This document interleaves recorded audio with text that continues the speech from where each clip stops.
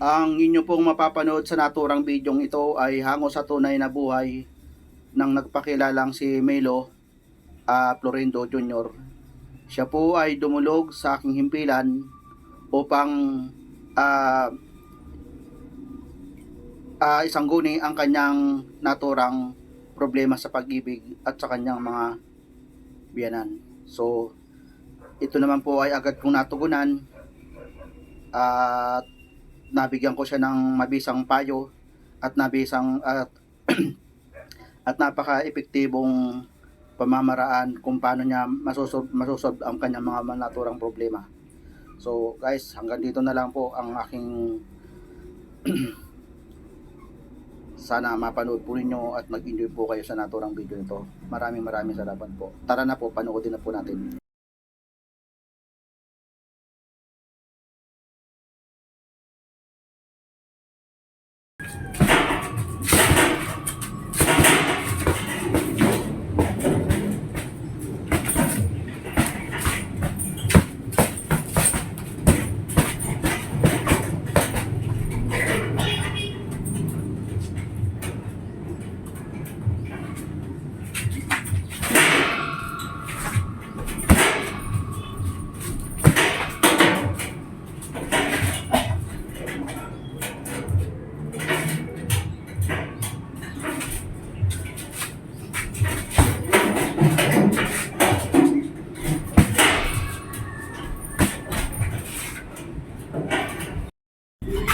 Uy, yung aso baka mga gato.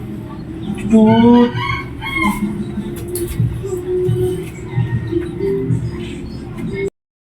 Malamang nandito si Kap. Kasi tuwing umaga nag-iensayo yun eh. Pampalakas daw ni Kap eh. Ay Kap, magandang umaga po. Sisya na po. Magang umaga, nandito na po ako. Jar. Kasta, anong balita? Magang umaga na pasyal ka dito ha. Ano bang atin? Jar, ang aga mo naman yata na pasyal. Anong balita? Ano bang atin dyan? Kap, meron lang po sana kung isasangguni sa inyo Kap. Napaka-importante yung bagay lang po tungkol ba sa kanyan JR, yung sasangguni at hindi ka na lang tumuloy doon sa barangay para ikaw ay maimbestigahan ng maayos doon. At ano ba yan, inaway ka ba ng kapitbahay mo? Ano ba? Hindi po Kap, wala po akong kaaway na kapitbahay po mahal po ako ng mga kapitbahay ka at saka mahal ko rin naman po sila Kap. Ang aking problema lang po Kap tungkol lang po sa ang kaaway ko po Kap yung asawa ko po Kap saka yung mga biyenan ko po kasi pag nag-aaway po kami ng ng asawa ko lagi bang kakapi feeling ko po ba naapi na po ako po Kap. Alam mo JR, medyo may kabigatan nga yung problema mo, yung isasangguni mo sapagkat hindi basta-basta yung nakakaway mo. Hindi kaaway mo, asawa mo at saka biyanan mo ay mabigat nga ang problema yan sa palagay mo ba ako may paglilikod ako dyan sa suliranin mo na yan at kung hindi mo ba minabuti na ikaw lumapit na lang doon sa base sa barangay para ikaw ay mapag-usap kayo doon sa barangay ng asawa mo, di ba? At maliban ba dyan JR, wala ka na bang ibang isasangguni? Wala naman pong iba Kap. Yun lang naman po talaga ang problema ko, yung asawa ko po at saka yung biyanan ko po. Masyado po kasi pakialamero yung biyanan ko parang aping-api na po kasi ako Kap Opo. JR, medyo sensitibo yung ating pag-uusapan na yan kasi family problem yan pero tara mamupo ka muna at magkape ka muna at ating pag-usapan. Upo ka dyan, upo ka dyan. Salamat po Kap, salamat po pero nagkape na pa ako Kap. Salamat po. JR, ayaw mo naman magkape. Sige, ikwento mo na lang kung ano yung naging problema niyo mo ng asawa mo at saka ng biyanan mo, para baka sa'yo may problema kasi wala sila ngayon. Mas maganda pag-usapan natin ng mas maganda sana kung sinama mo yung asawa mo rito para mapag-usapan natin ng maayos yung naging problema nyo ng asawa mo. Kasi kailangan madinig din natin ang panig ng asawa mo. Kailangan marinig ko yung paris kayong dalawa, marinig ko yung panig ng dalawa, diba? Tama ba, JR? Sige na, ikwento mo na yung problema mo. Sige na. Opo naman, Kap. Tama naman po kayo, Kap. Sige po, kwento ko na po. Ganito po kasi yung Kap eh. Tuwing mag-aaway po kami ng asawa ko, lagi po nangingalam yung biyanan ko po eh. Pakialameran masyado eh. Opo. Saka yung asawa ko po, laging mainit ang ulo sa akin. Tapos, hindi na po ako kinakausap ng asawa ko. Tapos po, Kap eh, ang totoo niyan, Kap eh, hindi na rin po ako pinatatabi ng asawa ko, hindi na rin po ako hindi na po kami nagsisiping, Kap eh. Totoo niyan, Kap, isang buwan na po kami hindi nagsisiping, Kap eh. Ayaw na po talaga ng asawa ko, Kap eh. Hindi ko po alam kung anong problema eh.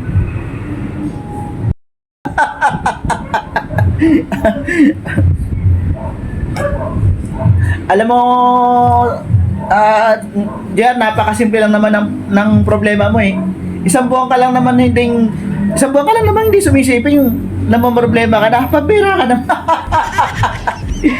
Eh yung iba nga dyan, inaabot ng taon eh. Eh ikaw, isang buwan pa lang, pambira ka naman eh. Sige, pero sige, okay, tuloy mo lang kwento mo. Si Kap naman, tinatawan niyo lang naman ako, Kap eh. Uwi na kaya ako, Kap? Ay, hindi. hindi kita tinatawanan. Sige lang. Ituloy mo lang yung kwento mo. Pero matanong ko lang, kayo ba, doon pa rin ba kayo nakatira sa bahay na, yung kung saan napuntahan ko yung bahay nyo? Doon pa rin ba kayo nakatira, JR? Opo, Kap, doon pa din po kami na nakatira, Kap eh. Pero Kap, huwag nyo naman ako pagtawanan, Kap, kasi hayaan na nga po ako, tatawanan nyo ba ako sa Kap eh. Sige, Kap, tutuloy ka na po yung kwento, Kap. Ganito po kasi yung Kap eh. Naramdaman ko po kasi, Kap, matabang na po yung asawa ko sa akin eh. Tuwing nangangalabit pa ako, hindi niya na po ako pinapansin, tinatalikuran niya ako, Kap eh. Tapos pagka madalas po naman, Kap, pagtalo na namin, Kap, yung minsan wala pa akong trabaho, Kap, ganun. Tapos pagka gusto ko pong tumabi kay Mrs., hindi na po talaga niya pinatatabi, Kap eh. Tapos narinig pa yung biyanan namin. Yung bahay kasi namin, Kap, katabi lang po ng bahay nung biyanan ko po yung Kap, dingding lang po ang pagitan. Kaya narinig niya po yung pag-uusap namin ng asawa ko, Kap. Yun nga po, Kap, pagka gusto ko pong tumabi kay Mrs., hindi niya po ako pinapatabi, Kap. Agad sinisiko niya po ako, Kap eh.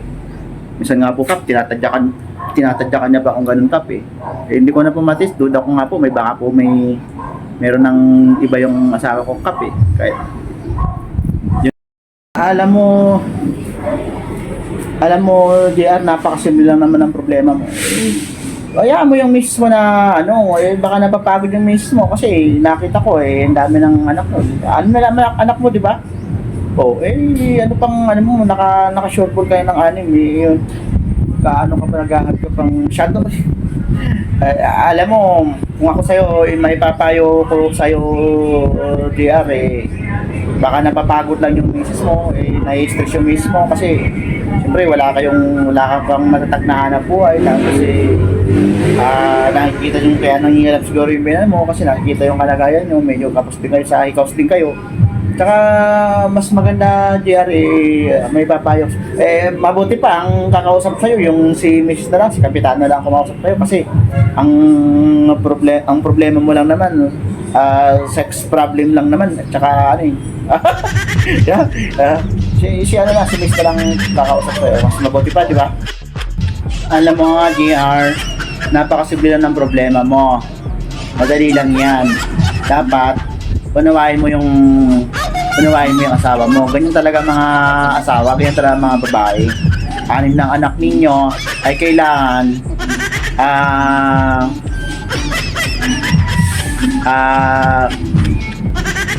unawain mo siya sapagkat kaming mga babae kasi, JR, kapag may mga anak na kami, nagbabago ang hormone namin. Minsan yung nababaling yung pagmamahal namin sa mga anak namin, sa mga anak sa mga bata, so nababawasan yung atensyon ng asawa sa asawang lalaki. Kaya unawahin mo lang yung asawa mo. Ngayon, ang pinaka-the best mong gawin, yung asawa mo, yung mga pamilya mo, ipasyal mo sila. Tapos, pagtapos mo siya ipasyal, pagka ligaw-ligawan mo yung asawa mo, pag magkatabi kayong dalawa, lambing-lambingin mo, ligaw-ligawan siya. Diba, ganon? Totoo yan. Kapag ginawa mo itong sinasabi ko sa'yo, epektibo yan. Tandaan mo yan, ha? Tungkol naman yan sa, hindi ka pinatisin ng asawa mo, ay nako, magtiis ka, kasi kailangan mo magtiis. Isa pa, kailangan mong gawin yun sapagkat ang ikatatagal ng isang mag-asawa ay yung pagtitiis at sasabi ng tapat sa kanilang kinakasama. Tandaan mo yan, ha? Opo, Kap, salamat po. Tatandaan ko naman po yan, Kap. Pag may time po, Kap, gagawin ko po yan. Ay, sa ngayon kasi, Kap, medyo di-ghosting kami ngayon, Kap, dahil wala po pa akong matatag na buhay, Kap, Opo.